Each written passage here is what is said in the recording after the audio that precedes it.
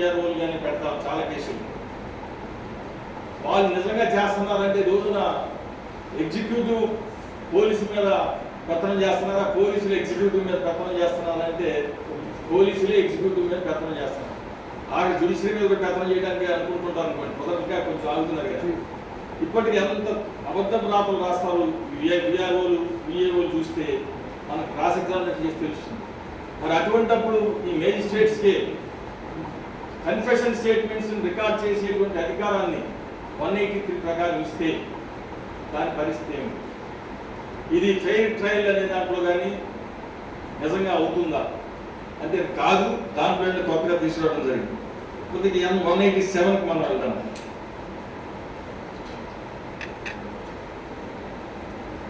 ఇందాక కూడా చెప్పాను 185 సెర్చ్ పోలీస్ ఆఫీసర్, 105 185 రెండు కలిసి చదువుకోండి. కలిస్తే మీకు ఒక search by police officer, recording by video audio all these things దీంట్లో కూడా కవర్ అవుతుంది 185లో కూడా.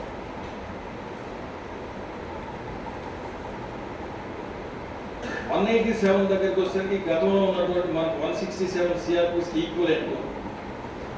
ఇది కూడా ఎక్కువ విమర్శలు ఎందుకు అవుతూ ఉండదంటే మనకు పోలీస్ కస్టడీ అనేటువంటిది జ్యుడిషియల్ కస్టడీ, పోలీస్ కస్టడీ. ఒక వ్యక్తిని అరెస్ట్ చేసి ఇన్వెస్టిగేషన్ కంప్లీట్ కానప్పుడు వితిన్ 24 అవర్స్లో వాళ్ళు చేయాల్సిన బాధ్యత మనందరూ తెలిసి కోర్టుకు పెట్టారు. మా ఇన్వెస్టిగేషన్ పూర్తి అవ్వలేదు, మేము చేయాల్సిన పని ఉన్నదంటే పోలీస్ కస్టడీకి వాళ్ళు రీజన్స్ అసైన్ చేసి పిటిషన్ కోర్టులో పెట్టాల్సినటువంటి అవసరం ఉంది. అది దానికి మనం 15 డేస్ ఫస్ట్ 15 డేస్ అనేటువంటి ఫస్ట్ 15 డేస్ దాటిన తర్వాత పోలీసుకి అధికారం లేదు. మనకు ఛార్జ్ షీట్ పెట్టకపోతే 90 డేస్ 60 డేస్ 90 డేస్లో ఎంటైటిల్ ఫర్ డిఫాల్ట్ బెయిల్ అనే దాంట్లో ఉంటుంది. ఆ 15 డేస్లో వీళ్ళు కనుక పెట్టకపోతే అది దాన్ని ఇప్పుడు ఏం చేశారు అన్నట్లయితే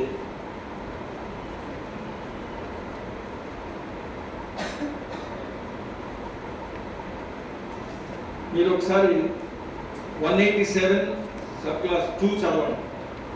The magistrate to whom an accused person is forwarded under this section may, irrespective of whether he has or has no jurisdiction to try the case, after taking into consideration whether such person has not been released on bail or his bail has been cancelled, authorizes from time to time the detention of the accused in such custody as such magistrate thinks fit for a term not exceeding 15 days of the whole or in part at any time during the initial 40 days or 60 days out of detention period of 60 days or 90 days as the case may be as provided by this section.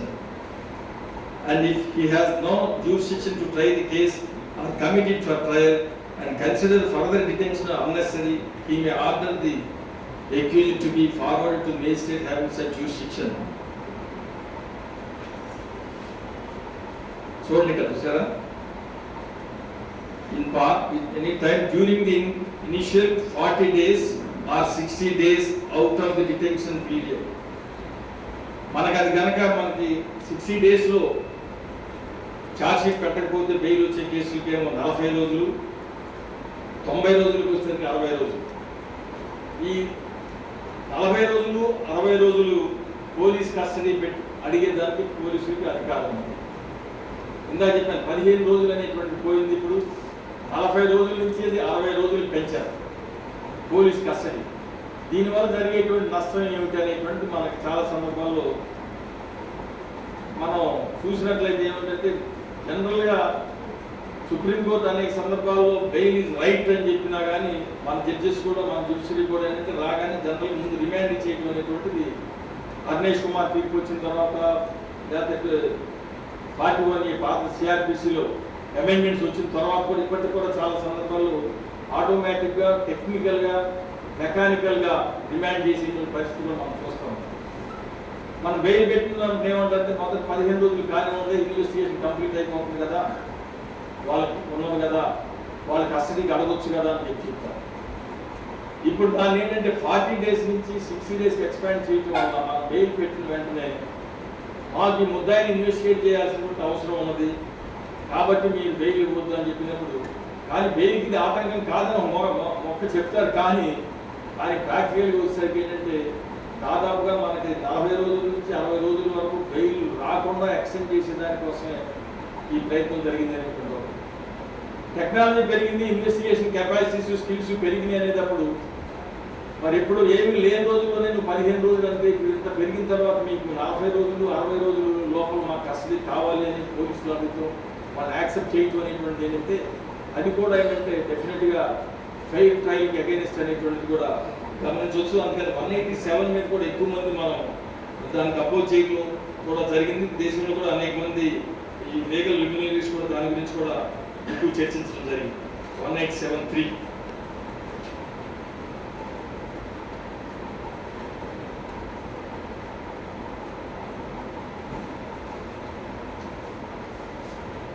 193 ఇది పాత 173కి equivalent.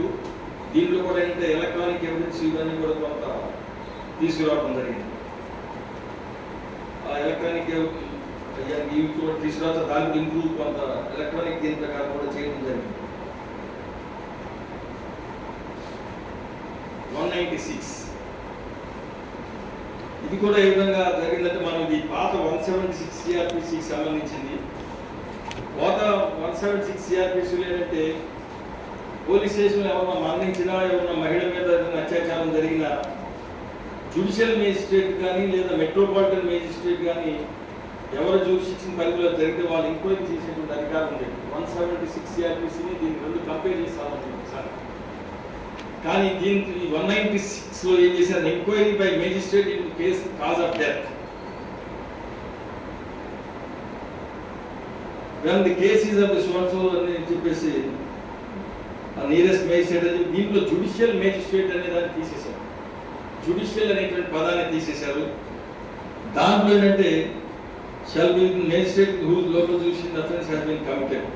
ఇది ఎందుకు తీసేశారు అని చాలా సందర్భాలు magistrate గతంలో సిఆర్పిసిలో ఉన్న దగ్గర ప్రతి దగ్గర చాలా దగ్గర జ్యుడిషియల్ మేజిస్ట్రేట్ అనేది ఉండేది. ఇప్పుడు ఆ జ్యుడిషియల్ అనేటువంటి పదాన్ని తీసేయడం జరిగింది. కాకపోతే మేజిస్ట్రేట్ అన్న దగ్గర జ్యుడిషియల్ అని చదువుకోమని కొన్నిసార్లు చెప్పినప్పటికీ కొన్నిసార్లు ఫస్ట్ క్లాస్ మేజిస్ట్రేట్ అంటారు. మళ్ళీ ఈ కొన్ని తేడాలు ఉన్నాయి. మరి దీనికి వచ్చేసరికి ఏంటంటే పోలీసులు మాకే అధికారం ఉన్నది, ఎగ్జిక్యూటివ్ మేజిస్ట్రేట్స్కి అధికారం ఉన్నది, జ్యుడిషియరీకి లేదు అనేటువంటి వాదనకి వెళ్తారా లేదని దాన్ని మరి సుప్రీంకోర్టు మరి తేల్చి చెప్పాల్సినటువంటి అవసరం ఉంది.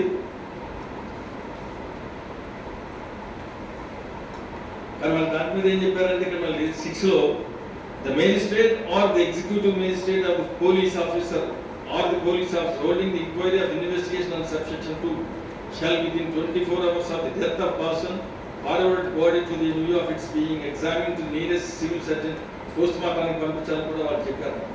అది జరిగేది కస్టోడియల్ డెత్స్ కి సంబంధించింది.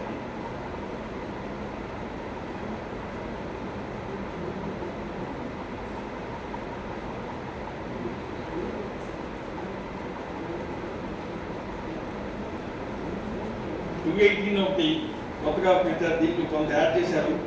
మీ అందరికీ తెలుసు క్రిమినల్లో చాలా సందర్భాల్లో శాంక్షన్ రిక్వైర్మెంట్ ఉంటుంది కొన్ని అఫెన్సెస్. శాంక్షన్ దగ్గరికి వచ్చేసరికి చాలా విపరీతమైనటువంటి మైండ్ అప్లై చేశారా లేదా, శాంక్షన్ వ్యాలిడా లేదా అనేటువంటి చాలా తీర్పులు ఉంటాయి. ఇప్పుడు వీళ్ళు చేసింది ఏమిటన్నట్లే కొత్త చట్టం ప్రకారం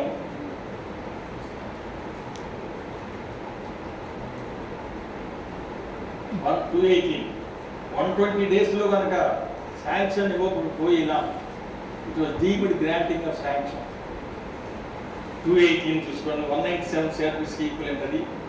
120 డేస్లో కనుక శాంక్షన్ ఇచ్చినా ఇవ్వకపోయినా అది డీమ్డ్ శాంక్షన్ కింద చూసుకోవాలి. మన శాంక్షన్ లేదు, వ్యాలిడ్ శాంక్షన్ ఎందుకు దాఖలు చేయడానికి మనకు ఉపయోగం ఉండదు.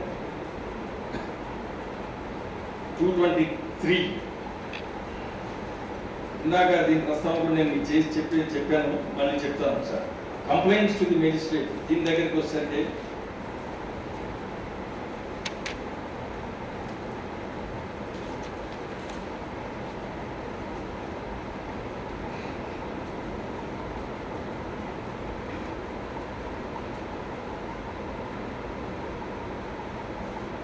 దీనంటే మనకి గతంలో 200 సిఆర్పిసి 223 సిఆర్పిసి ఇది equivalent. Exam complaints to magistrate అన్న ప్రైవేట్ కంప్లైంట్ ప్రొసీజర్ ఇది. Examination of complaint 223. A magistrate having jurisdiction while taking cognizance of an offence on complaint shall examine upon oath the complainant and the witnesses present, if any, and the substance of such examination shall be reduced to writing and shall be signed by the complainant and the witnesses and also by the magistrate, provided that no cognizance of an offence shall be taken by the magistrate without giving the accused an opportunity of being heard. ఇందాక చెప్పాను కదా, ఇది కొత్తగా తెచ్చాను. ఈ cognizance తీసుకున్నట్టే ముద్దాయికి notice ఇవ్వకుండా, ముద్దాయిని వినకుండా ప్రైవేట్ కంప్లైంట్ కాగ్నిజెన్స్ తీసుకుంటానికి వీలు లేదు అని 223 provision. Provided further that when the complaint is made in writing, the magistrate need not examine the complainant or the witnesses. If the public servant acting purported to act in the discharge of his official duties or court has made a complaint, if the magistrate makes over the case for inquiry or trial to another magistrate, provided that if the magistrate makes over the case to another magistrate, the magistrate shall not take cognizance on complaint against a public servant for any offence alleged to have been committed in course of the discharge of his official functions or duties. Official functions and duties, ఈ రెండు పదాలను జాగ్రత్త చూసుకొని దీన్ని ఏంటంటే ఎక్కువ issue చేయడానికి పోలీసులు ఏంటంటే ఇప్పటికేంటంటే మమ్మల్ని తీసుకెళ్ళి కొట్టడం అదంతా చేసినప్పుడు కొట్టడం కూడా ఇప్పుడు వీళ్ళంతా వచ్చి ధర్నా చేస్తా ఉన్నారు, మీద పడతా ఉన్నారు, మేము కొట్టామని చెప్తూ ఉంటాం పోలీసు వాళ్ళు డిశ్చార్జింగ్ డ్యూటీస్. అదే ఇక్కడ ఏంటంటే అఫీషియల్ ఫంక్షన్స్ అది కూడా ఒక మాట పెట్టారు. సచ్ పబ్లిక్ దానికి మనం కనుక పబ్లిక్ సర్వెంట్ మీద ప్రైవేట్ కంప్లైంట్ చేస్తే ఏం చేయాలి అనేటువంటి 223 sub class 2A and B చదవండి. Such public servant is given an opportunity to make assertions as to the situation that led to the incident to alleged. ఎవరైతే మనం నేరం చేశారని మనం చెప్తున్నామో వాళ్ళని పిలిచి దాన్ని చేయడానికి వచ్చినటువంటి పరిస్థితులు ఏంటి వివరించమని చెప్పి కోర్టు అడగాలని చెప్పి 223 సబ్ క్లాస్ 2A లో చెప్పారు. Bలో ఉన్నారంటే a report containing facts of circumstances of the incident from the officer superior to such public servant is receive. అంతేకాకుండా అతను పిలిచి అడగడమే కాకుండా అతను సుపీరియర్ ఆఫీసర్ని కూడా పిలిపించి ఏమిటైనా రిపోర్ట్ తీసుకోవాలన్నప్పుడు మరి సుపీరియర్ ఆఫీసర్ ఆయన కింద ఆఫీసర్ని బలపరుస్తారా లేకపోతే వ్యతిరేకిస్తారు.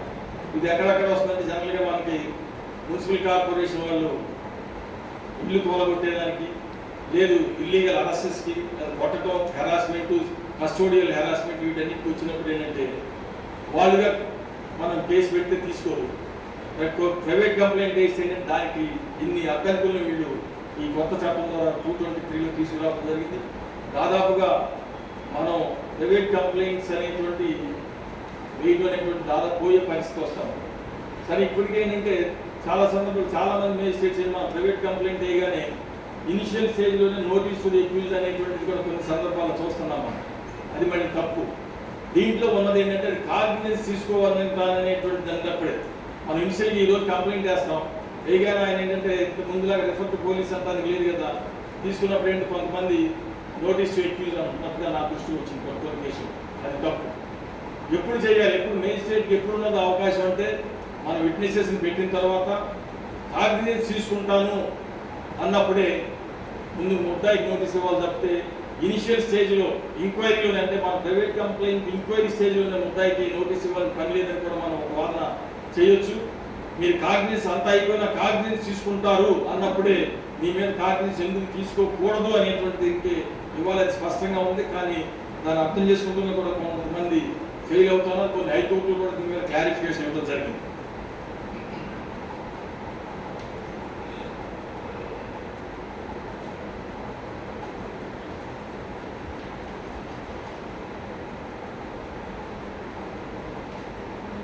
దీంట్లో కూడా పోలీసులకి న్యాయస్థానాలకు ఉన్నటువంటి అధికారాలు ఏ విధంగా డిస్క్రిమినేషన్ వచ్చింది.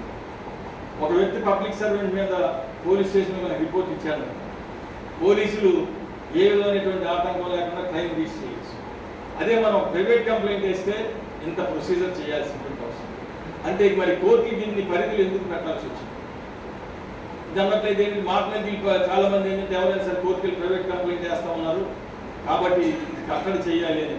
ఇది కూడా ఒక డిస్క్రిమినేషన్. కోర్టుల దగ్గరకు వచ్చేసరికి ఒక విధంగాను, పోలీస్ అధికారుల దగ్గరికి వచ్చేసరికి ఒక విధంగాను కూడా ఈ చట్టంలో ఏంటంటే కోర్టులకు ఉన్నటువంటి అధికారాలను తగ్గించడం, పోలీసులకు ఉన్నటువంటి అధికారాలను పెంచే విధంగా ఇది ఉన్నదనేటువంటి కూడా మనం గమనించవచ్చు.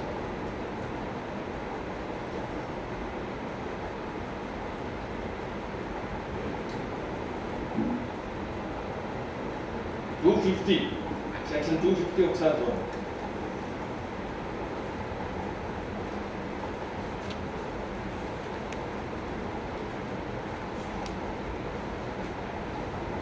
The accused may prefer an application for discharge within a period of 60 days from the date of commencement of the case under section 232. ఇది కొత్తగా తీసుకొచ్చారు. మన డిశ్చార్జ్ పిటిషన్ ఇప్పటివరకు డిశ్చార్జ్ పిటిషన్ పెట్టాల్సినటువంటి పని లేదు. మన ఛార్జ్ ఫ్రేమ్ చేయాలన్నట్లయితే కోర్టు ఏంటంటే ప్రాసిక్యూషన్ని అక్యూజ్డ్ని విని ఛార్జెస్ ఫ్రేమ్ చేయాలి అనేటువంటి ఇప్పటివరకు ఉంది. ఇప్పుడు కొత్తగా వచ్చేది ఏంటంటే మన ఛార్జ్ షీట్ ఇవ్వగానే మనం సర్లే తర్వాత రావాలని చెప్పి మనం కరెక్ట్గా తర్వాత పరిస్థితి కుదరదు. మనం ఆ ఛార్జ్ షీట్ ఇచ్చినప్పుడు ముందు చదవాలి, ఇది డిశ్చార్జ్కి ఏమైనా ఛాన్స్ ఉన్నదా అనేటువంటి అనుకున్నట్లయితే మనం ఫైల్ అండ్ అప్లికేషన్ 60 days, లేకపోతే రైట్ ఫోర్ఫీట్ అవుతుంది అనేటువంటి గుర్తుపెట్టుకోండి. మనకు అలవాటు ప్రకారం ఇప్పుడు ఛార్జెస్కి ఇప్పుడు మనం ఇదే చేస్తారులే, ఆర్గ్యుమెంట్ చెప్పినట్టు ఛార్జెస్ అని స్టెప్ అవుతుంది, అప్పుడే నేను ఆర్గ్యుమెంట్ చెప్తానంటే కుదరదు. వితిన్ 60 days మనం డిశ్చార్జ్ పిటిషన్ ఫైల్ చేయాల్సి వస్తుంది. ఇది 250 BNSSలో చెప్తుంది. అట్లా సెషన్స్ కేసులో కూడా అది వచ్చింది, అది కూడా చూసుకొని ఇది సెషన్స్ 250 అనేటువంటి trial before the court of sessions.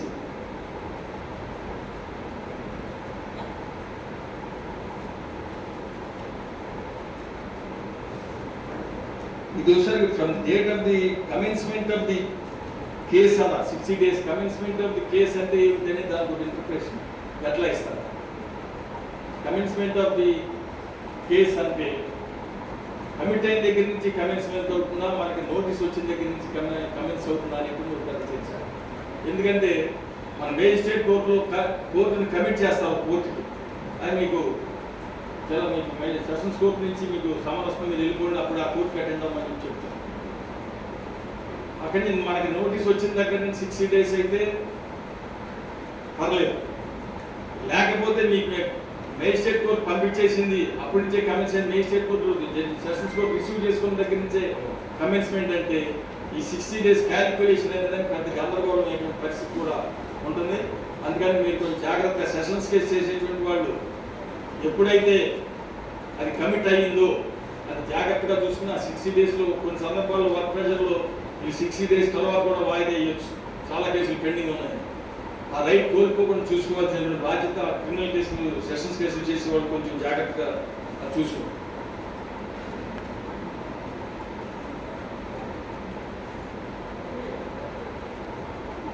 Equivalent 228 ఉండేది మనకి, మనం కోర్టు వినాలి అనేటువంటిది అది తీసేశారు. ఛార్జెస్ ఫ్రేమ్ చేసే పెద్ద మిగిలిన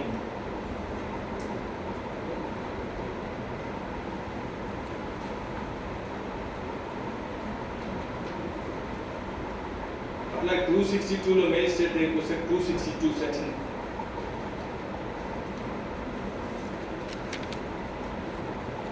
and the accused shall be discharged. The accused may prefer an application for discharge within a period of 60 days from the date of supply of copies of documents under section 230. So 262 trial of warrant case by magistrates there was 262 కింద within 60 days from the date of supply of copies. మన charge sheet ఎప్పుడైతే ఇస్తారో అప్పటి నుంచి 60 రోజుల లోపల మనం డిశ్చార్జ్కి petition పెట్టుకోవాలని బాధ్యత మన మీద ఉంది.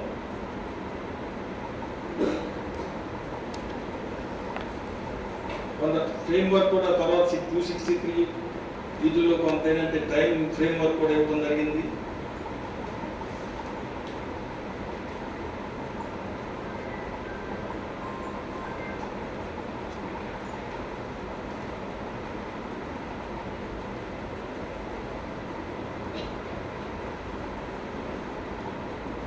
చూడండి తర్వాత సెక్షన్ 290 290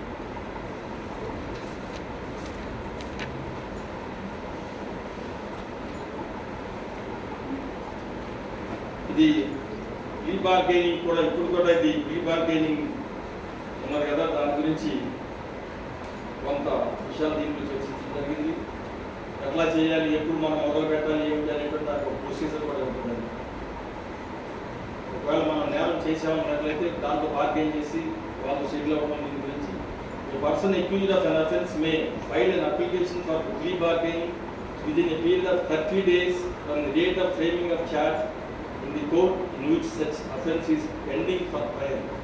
మనం ఛార్జెస్ ఫ్రేమ్ చేసిన 30 days లోపలే మనం ప్లీ బార్గెనింగ్ ఒక అప్లికేషన్ పెట్టాల్సిన అవసరం ఉంది. ఇదంతా చాలా పర్ఫెక్ట్ వచ్చి మీరు పూర్తిగా చదవండి. దాని గురించి కొంత ఇప్పుడు ఈ మధ్య ప్లీ బార్గెనింగ్ కూడా డెవలప్ చేస్తున్నారు కాబట్టి దాంట్లో కొత్తగా ఉన్న కాబట్టి కూడా మీకు కొన్ని ప్రశ్నలు రావచ్చాము, అది కూడా ఒకసారి చూడండి.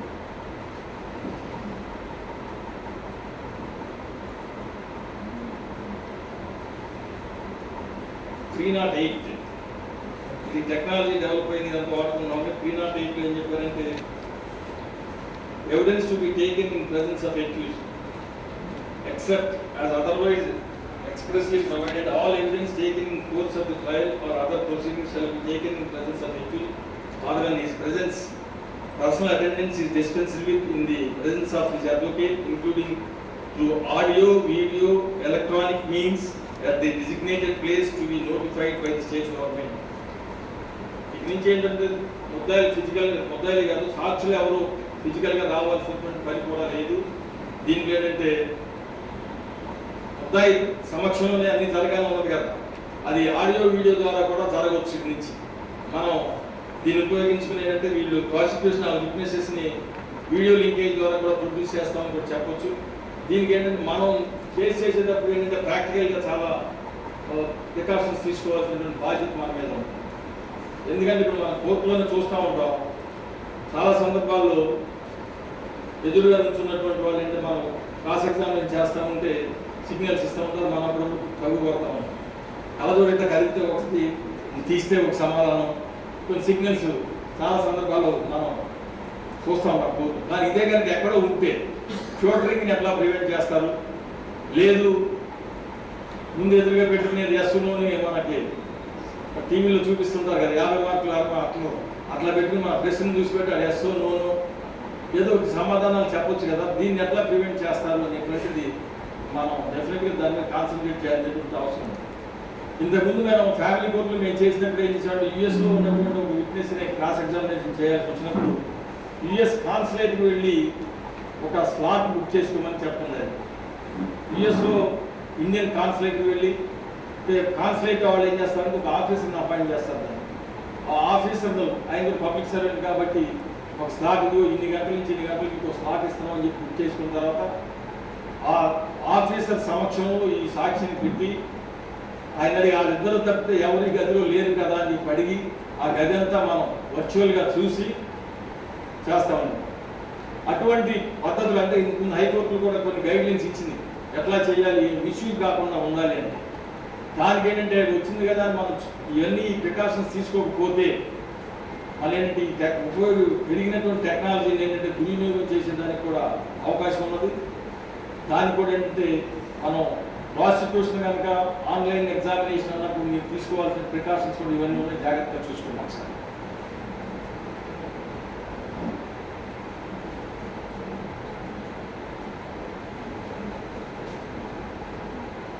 $249 అనేటువంటిది పాతే కానీ ఇది మా ఇంతకుముందు 311 ACRPC 2006 అమెండ్మెంట్లో వచ్చింది. ఇది కూడా ఒకసారి చూసినట్టే 249 ఒకసారి చెక్ చేసుకోండి. ఇది కూడా అది ప్రైవసీ రైట్స్కి ఇన్ఫ్రింజ్మెంట్ ఆఫ్ ప్రైవసీ రైట్స్ లాగా కనపడుతుంది. దీన్ని కూడా ఎందుకంటే 249 ఇది పాత కొత్తగా రాలేదు కానీ ఇది పాత సెక్షన్ 311A.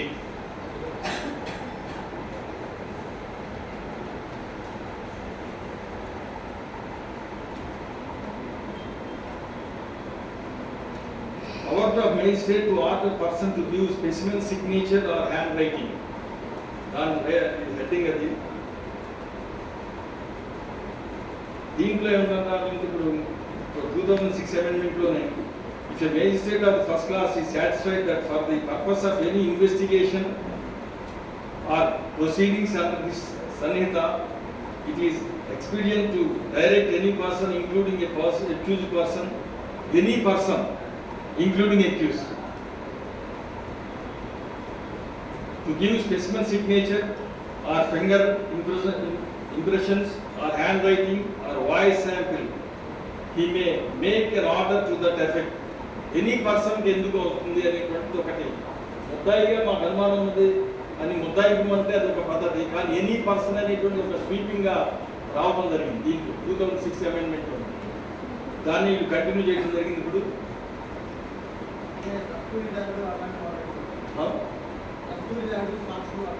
నిన్న పిలువచ్చు ఎన్ని పర్సన్ అంటే ముద్దాయి పెట్టట్లేదు. ఛార్జ్షీట్ మాకు అనుమానం ఉన్నది, సస్పెక్ట్ వీళ్ళు ఉన్నారు, ఎనీ పర్సన్ ఇంక్లూడింగ్ అక్యూజ్ అంటే దానికి అంతం ఎక్కడ? అన్నీ ఇప్పించాలనుకోండి, ఎస్ఆర్పీ నేరం చేసి మాకు అనుమానం ఉన్నది, దాని వాయిస్ తీసుకోండి, ఆయన ఫింగర్ ప్రింట్ తీసుకోండి, రైటింగ్ తీసుకోండి అంటే అంత స్వీపింగ్ ఎందుకు ఇవ్వాలి? ఏదో మెటీరియల్ ఉండాలి. మేజిస్ట్రేట్స్ అయినా రైట్ ఎందుకు ఇవ్వాలి? దాని ఇన్ఫ్రిల్మెంట్ ఆఫ్ ప్రైవసీ కదా. మనకి పోలీసులు మన మీద అనుమానంతో కేసు కట్టవచ్చు, అడగొచ్చు, అది ఒక పద్ధతి. ఏం లేకుండా ఎనీ పర్సన్ అనేటువంటి ఎందుకు చెప్పాలి?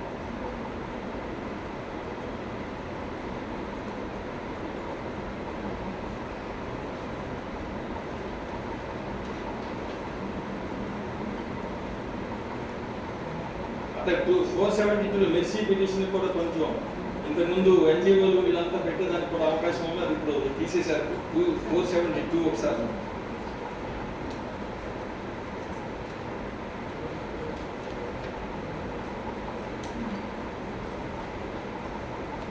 Mercy petition in death sentence cases అని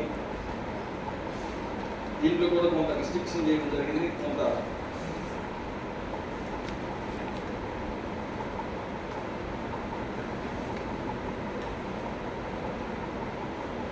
అదే బెయిల్కి సంబంధించి కూడా సుప్రీంకోర్టు అనేకమైనటువంటి తీర్పులు చెప్పి బెయిల్ లాని మీరు తయారు చేయండి అని చెప్పి అనేక సందర్భాల్లో డైరెక్షన్స్ ఇచ్చారు. మనకి ఇతను ఈ సత్యేంద్ర కుమార్ అంకిల్ కేసులో బహుశా 2022లో వచ్చినది. దాంట్లో సెవెరల్ డైరెక్షన్స్ ఉన్నాయి. Satyendra Kumar uncle versus state అనే దాంట్లో బెయిల్ లాని మీరు తయారు చేయండి అని చెప్పి కూడా సుప్రీంకోర్టు డైరెక్షన్ ఇచ్చింది. కానీ బెయిల్ లాని మీరు తయారు చేయరు. ఇంకా బెయిల్ ఇచ్చేదానికి ఏంటంటే ఉన్న అవకాశాన్ని ఇంకా తక్కువ చేస్తారు. ఇందాక చెప్పాం కదా, పోలీసులు 40 రోజులు 40 రోజులు కస్టడీలో పెట్టుకున్నానికి అడిగేదానికి అవకాశం లేదు. ఇటువంటి పెట్టేంటే ఇంకా రిలీజ్ చేస్తున్నారు తప్పితే బెయిల్ కాన్స్టిట్యూషనల్గా ఉన్నటువంటి ముద్దాయి నేరస్తులు కాదు రుజువు అయ్యేంత వరకు ఉండేటువంటి ఒక కాన్స్టిట్యూషనల్ స్క్రిప్ట్ కానీ లేదా మనకు ఉన్నటువంటి క్రిమినల్ జ్యూరిస్ప్రుడెన్స్లో ఉన్నటువంటి దీనికి దానికి తగ్గట్టు కాకుండా ఏంటంటే ఇంకా రిలీజ్గా చేస్తున్నారు, వాటిని ఏమీ పాటించట్లేదు అనేటువంటి కూడా మనం గమనించాలి. అదే మనం చూస్తే మీరు సుందరీబాయి అంబాలాల్ దేశాయ్ దీంట్లోకి వచ్చేసరికి ప్రాపర్టీ దగ్గరికి వచ్చేసరికి 2002లోనే ఇది AR 2003 supreme court case 638 property dispose ఎలా చేయాలి ఏంటంటే మనకు తెలుసు. ఇప్పుడు ఒకసారి క్రిమినల్ కేసులో ప్రాపర్టీ కనుక సీజ్ చేస్తే ఆ లైఫ్ కన్నమైపోవాల్సిందే. ముందు గతంలో మూలపడేసి ఉండే కార్లు వ్యాన్లు అన్నీ. కానీ సుప్రీంకోర్టు 2003లో చెప్పింది సుందరీబాయి అంబాలాల్ కేసులో ప్రాపర్టీని మీరు డిస్పెక్ట్ చేయలేదు, మీరు వెంటనే దానికి కావాల్సిన ప్రొసీజర్ గోల్డ్, క్యాష్, వెహికల్స్ ఇవన్నీ ఏంటంటే ఫోటోలు తీసుకుని మీరేంటంటే రిలీజ్ చేయమని చెప్పండి. అది ఇప్పుడు డిస్పోజల్ ఆఫ్ ప్రాపర్టీస్ ఏంటంటే ఇప్పుడు వచ్చింది. దానికి కొత్తగా దాని బేస్ చేసి కూడా కొంత 497లో కొన్ని అమెండ్మెంట్స్ తీసుకురావడం జరిగింది. 497 మీరు ఈఎన్ఎస్ఎస్ చూస్తారు. అదేవిధంగా మనం చూసినప్పుడు ఏంటంటే మొత్తం టోటల్గా అన్నీ కూడా మీరు ఒకసారి సెక్షన్ 530, 531 ఒకసారి కూడా sir 530 trial and proceedings to be held in electronic mode. All trials, inquiries and proceedings under this Sanhita, including issuance, service and execution of summons and warrant, examination and of complainant and witnesses, recording of evidence in inquiries and trials, and all appellate proceedings or any other proceeding may be held in electronic mode by use of electronic communication or use of audio, video, electronic means. మనం కూడా defend చేసేటువంటి వాళ్ళని ముద్దాయిని కూడా ముందు క్వశ్చనింగ్ని రాకపోతే ఒకటి delays అవుతూ ఉంది. ముద్దాయిని కూడా మరి ఆన్లైన్ క్వశ్చన్ చేయమని చెప్పి మనం పిటిషన్ పెట్టవచ్చు. ఆన్లైన్ క్వశ్చన్ చేయడానికి ఉన్నటువంటి ప్రొసీజర్, ఎందుకంటే 5:30 మరి ఫాలో కావాలి కదా వీళ్ళు, దానికి ఉన్నటువంటి కూడా చూసుకుని ముద్దాయిని కూడా ప్రతిసారి కోర్టుకి రావాల్సినటువంటి పని లేకుండా కూడా చేసేటువంటి అవకాశాన్ని కూడా మనం ఈ 5:30ని ఉపయోగించుకుని చేసుకోవచ్చు. సరే, ఇదంతా ఒక భాగం. మరి ఇప్పుడు సిఆర్పిసి ఉన్నది, బిఎన్ఎస్ఎస్ ఉన్నది, దేన్ని మనం ఫాలో కావాలి అనేటువంటిది చాలామంది అనేక మంది చెప్తాం. దానికి 531లోనే క్లియర్గా చెప్పడం జరిగింది.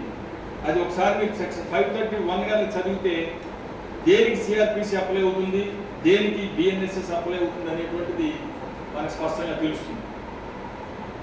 Repeal and savings. The code of criminal procedure code 1973 section Act 2 is repealed, is hereby repealed. అది 531(1). 531 subclass 2 చూడండి. Notwithstanding such a repeal, if immediately before the day on which the Sanhita comes into force, there is any appeal, application, trial, inquiry or investigation pending, then such appeal, application, trial, inquiry or investigation shall be disposed of, continue, held or made as the case may be in accordance with the provisions of the Code of Criminal Procedure as in force immediately before such commencement. అంటే మన application ఏదైనా pending ఉన్నా, FIR స్టేజ్లో ఉన్నా, appeal అయినా, trial అయినా, enquiry అయినా ఏదన్నా కూడా ఆ డేట్ నాటికి సిఆర్పిసి అంటే సిఆర్పిసినే వస్తుంది. మన వాళ్ళైనా మీరు తర్వాత 370 పిటిషన్ పెడితే మేము తీసుకోమంటున్నారని మన వాళ్ళని చూచారు చాలా. కానీ ఆ రోజు గారు పెండింగ్ కాబట్టి, పాత కేసు కాబట్టి తీసుకోవాల్సిందే అనేటువంటిది ఈ 531లో క్లియర్గా ఉన్నది. చాలామంది ఏంటంటే కొంచెం క్లరికల్స్ క్లర్క్స్ కూడా ఏంటంటే రిటర్న్ చేయడం చాలా చేశారు చాలా సందర్భాల్లో అనేటువంటి చెప్పడం జరిగింది మా మిత్రులు.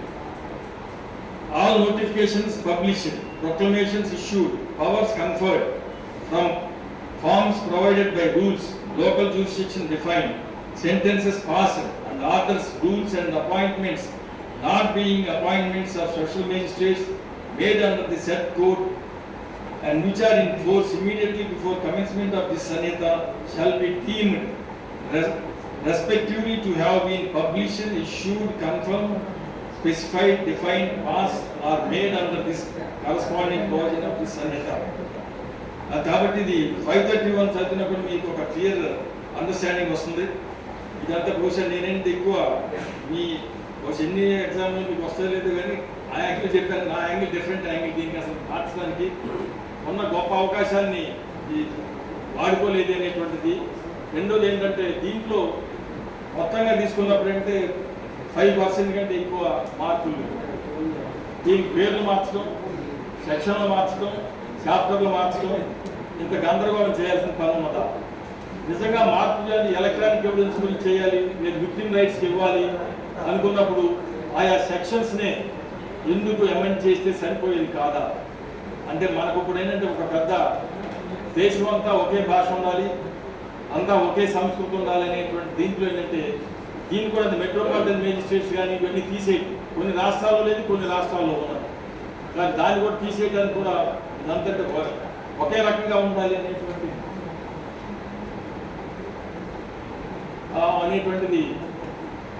ఎందుకు తీసేసామంటే కేరళలో నేను కనుక్కున్నాను. అంటే మెట్రోపాలిటన్ మేజిస్ట్రేట్స్ మాకు లేదు అన్నారు, కానీ మనకున్నారు, తెలంగాణలో ఉన్నారు, ఇంకా కొన్ని రాష్ట్రాల్లో ఉన్నారు, ఢిల్లీలో ఉన్నారు. కానీ ఎందుకు తీసేసాం అంటే దేశం అంతా ఒకే రకంగా ఉండాలి. ఎందుకు ఉండాలి? ఏ రాష్ట్రానికి ఉండే ప్రొసీజర్ ఆ రాష్ట్రానికి ఉంటే ఇబ్బంది ఏంటి? మనకు అప్పీల్స్ వెళ్ళేసరికి అన్ని ఈక్వలే కదా అయ్యే, సుప్రీంకోర్టుకి వెళ్ళేసరికి హైకోర్టుకి కదా వెళ్ళేది. కానీ ఇటువంటి చర్చ లేకుండా జరిగేటువంటి గందరగోళంలో ఏంటంటే ఇటువంటి వస్తాం. ఇంకా కాకుండా కూడా ఏంటంటే బహుశా మీకు నేను ఐపీసీ గురించి మన వాళ్ళు చెప్పుకుంటారు. పిఎన్ఎస్ దాంట్లో 2-3 విషయాలు మీ దృష్టికి తీసుకొచ్చి నేను ముగించేస్తాను. దాంట్లో ఏమిటన్నా ఇందాక నుంచి నేను మీకు చెప్పడం జరిగింది. 111 ఆర్గనైజ్డ్ క్రైమ్ అనేటువంటి తీసుకొచ్చాను. ఇది కనుక తీసుకున్నట్లయితే 111 ఒకటి, 112 ఒకటి, 113 ఒకటి, 151 ఇవన్నీ ఒక డ్రకోనియన్ లాస్ అన్నమాట. ఇవన్నీ ఇంతకుముందు మనకి సాధారణంగా జరిగేటువంటి నేరాలన్నింటినీ ఐపీసీలో ఉండి ఐపీసీ నుంచి సిఆర్పిసి విచారణ జరిగేది.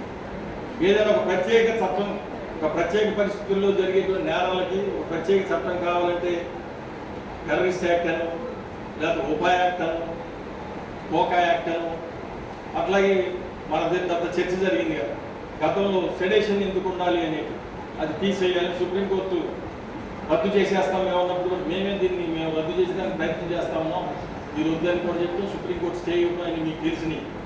కానీ ఈ మూడింటిని ఏంటంటే ఈ రోజున ఐపీసీలోకి తీసుకొచ్చేసినటువంటిది పరిస్థితి మనకు కనపడతాం.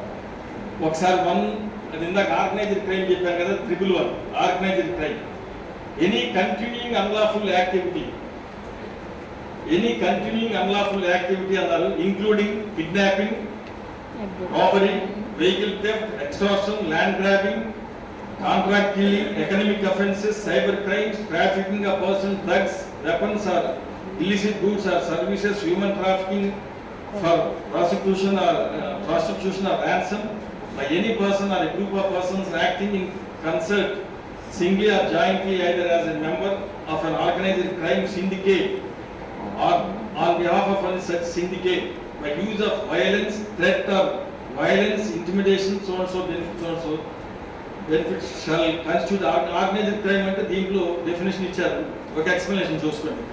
ఆర్గనైజ్డ్ క్రైమ్ సిండికేట్ అంటే ఏమిటి? Means A group of 2 or more persons who acting either singly or jointly as syndicate or gang, including any continuing unlawful activity.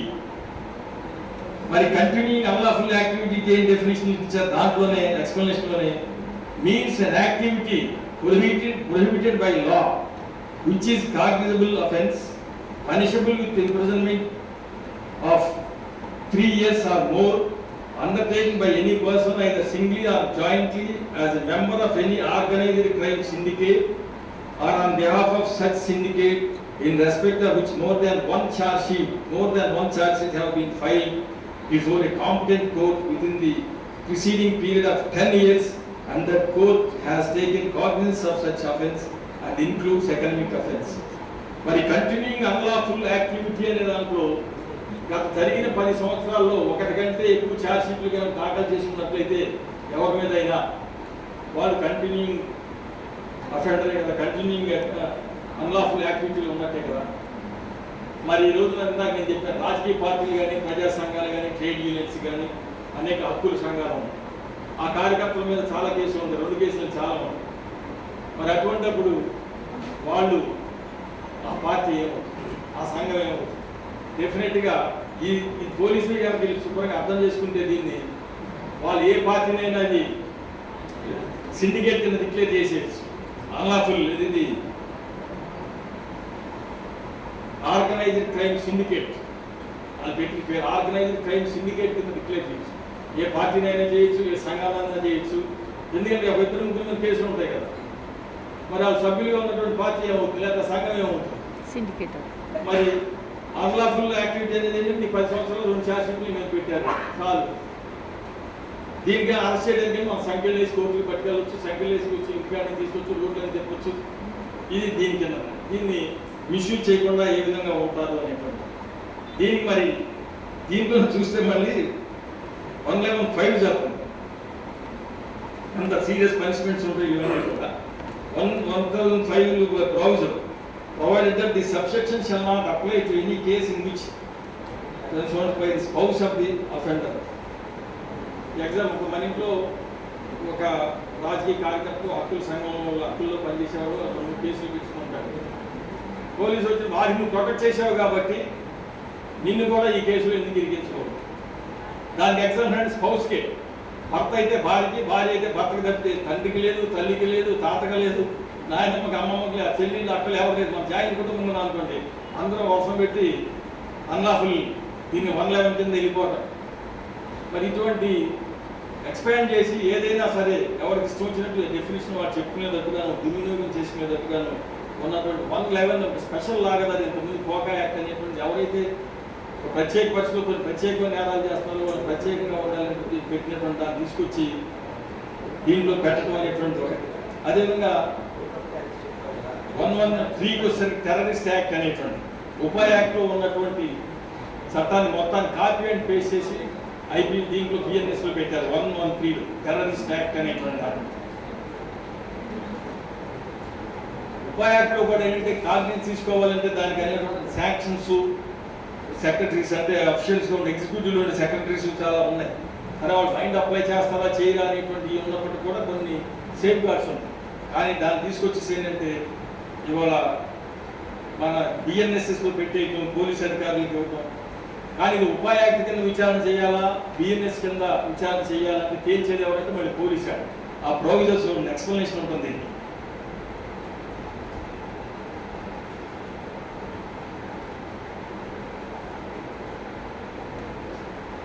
Explanation ఏమంటే దీనికి చివర 1113కి 113కి for the removal of doubts it is hereby declared that the officer not below the rank of superintendent of police shall decide whether to register the case under this section or under the Unlawful Activities Prevention Act 1967.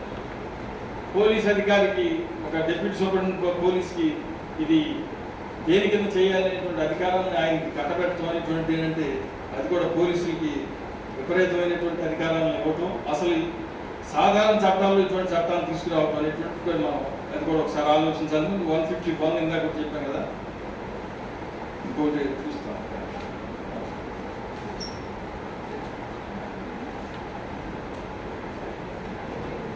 అట్లాగే sedition కూడా తీసుకొచ్చి దీన్ని కొత్తగా దీంట్లో పెట్టడం, మేము తీసేస్తామనే దానికి తీసుకొచ్చి ఏంటంటే ఇప్పుడు దానికి కొంచెం డెఫినేషన్స్ మార్చి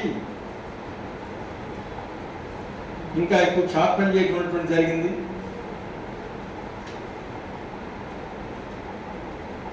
దీని section 152 BNS act endangering sovereignty, unity and integrity of India అని పెట్టి ఆ డెఫినేషన్ చదివితే దానికెళ్ళి మనం ఉపన్యాసం చెప్పినా కూడా మీరు ప్రజలను మీరు రెచ్చగొట్టారని ఈ సెక్షన్ కింద మనం అరెస్ట్ చేసేవచ్చు. ఎక్సైడ్స్ దాని పోలీసు వాళ్ళు ఎంత దుర్వినియోగం చేసుకోవచ్చు, అది ఆ డెఫినేషన్ చదవండి. దాన్ని పోలీసు వాళ్ళకి అనుకూలంగా ఏం చేయొచ్చు అంటే మనం అరెస్ట్ చేయదలుచుకున్నప్పుడు ఈజీగా అరెస్ట్ చేసే దానికోసం ఉన్నది. అందుకని ఒకటి మనం వీళ్ళు చెప్పింది ఏంటంటే బ్రిటిష్ వాళ్ళు చేసినటువంటి చట్టాలు ఎందుకు ఉండాలి, మేము తీసేసి మన చట్టాలు మనం చేస్తామని అదే కాన్సెప్ట్. మరి అటువంటిప్పుడు మరి ఒక 95% పాత చట్టాలనే ఎందుకు చూశారు? లేదు బ్రిటిష్ వాళ్ళ దగ్గర మనం కాపీ అండ్ పేస్ట్ చేసేసి మేము తయారు చేసుకున్నాం అంటే సరిపోతుంది. లేదు మన స్వాతంత్ర భారతదేశంలో స్వాతంత్ర పౌరుల కోసం మన చేత ఎన్నుకోబడినటువంటి ప్రభుత్వాలు చేసే చట్టాలు ప్రజలకి సమాజానికి హక్కులు ఎక్కువ ఇవ్వాలా, లేకపోతే ఎగ్జిక్యూటివ్కి పోలీసులకి హక్కులు ఎక్కువ ఇవ్వాలి? బ్రిటిష్ వాళ్ళు ఇవ్వలేని హక్కులు పోలీసులకు ఇచ్చారు, బ్రిటిష్ వాళ్ళు ఇవ్వలేని హక్కులు ఎగ్జిక్యూటివ్కి ఇచ్చారు, బ్రిటిష్ వాళ్ళు ఇచ్చినటువంటి న్యాయస్థానాలకు ఇచ్చినటువంటి హక్కుల్ని రద్దు చేశారు. మరి ఇది మనం స్వతంత్ర భారతదేశంలో మనంతటా మనం తీసుకున్నటువంటి చట్టాలు మనకు ఉపయోగపడే చట్టాలు అనుకున్నామా? లేదు ఇప్పటికీ మనల్ని పరాయి పరిపాలనలో ఉన్నామనేటువంటి పరిస్థితుల్లో అంతకంటే దుర్మార్గంగా పరాయి పాలకులు కూడా చేయలేనటువంటి కొన్ని దుర్మార్గమైనటువంటి సెక్షన్స్ని వీళ్ళు ఎందుకు పెట్టాల్సి వచ్చింది అనేటువంటి మన న్యాయవాదులుగా మనం ప్రశ్నించాల్సిన బాధ్యత ఉంది. కానీ అనుకోకుండా మనకి ఈ చట్టాలను బాగా పొగిడింది ఎవరు అన్నట్లయితే మొట్టమొదటిగా మన సుప్రీంకోర్టు చీఫ్ జస్టిస్ గారు చంద్రచూడ్. ఆయన ఏంటంటే టెక్నాలజీ చూసి ఆయన బ్రహ్మాండంగా ఉందనుకున్నారు, మిగతా వాళ్ళు పెద్దగా పట్టించుకోరు. టెక్నాలజీ ఒకటి ఉపయోగించుకోవడం అనేటువంటిది దానివల్ల పెద్ద గొప్ప చట్టాలు అనుకుంటుంది తప్పు. మనం అసలు ప్రొసీజరల్ లాస్ గురించి మార్చాలి అంటే వీళ్ళు చర్చించాల్సింది ఎవరితో? ప్రొసీజర్ లా ఎవరు కాంపిటెంట్ అంటే ట్రయల్ కోర్టు అడ్వకేట్స్. కానీ ఒక ట్రయల్ కోర్టు అడ్వకేట్ అసలు అడ్వకేట్సే ఎవరు ప్రొఫెషనల్ ఇద్దరు ముగ్గురు పెట్టారు, సుప్రీంకోర్టులో ఒకరిద్దరు అడ్వకేట్స్ని పెట్టారు, ఒక రిటైర్డ్ పెట్టింది టీచింగ్ చేసి. మరి కాకుండా ప్రజలతోనూ న్యాయవాదులతోనూ సంప్రదించకుండా ఇటువంటి చేసేటువంటి చట్టాలు ఏమిటన్నట్లు మేము అనుకున్నది మేము చేస్తామనేటువంటి తప్పితే మనకు కాదు. కాబట్టి ఏంటంటే మీరు అకాడమిక్ ఓరియంటేషన్తో చదవండి, అదేవిధంగా ఒక సాంఘిక దృక్పథంతో చట్టాల గురించి ఆలోచించండి. డెఫినెట్గా ఇందాక చెప్పినట్టు మీరంతా మీరు అనుకున్నటువంటి గోల్ని రీచ్ అవుతారు, డెఫినెట్గా ఇబ్బంది ఏం లేదు. కానీ మనం అనుకునే గోల్ ఏంటంటే ఒక ఉద్యోగాలు మాత్రమే పెట్టుకోకండి, గొప్ప న్యాయవాదులను కూడా పెట్టుకుని డెఫినెట్గా సక్సెస్ అవుతారు. అందుకని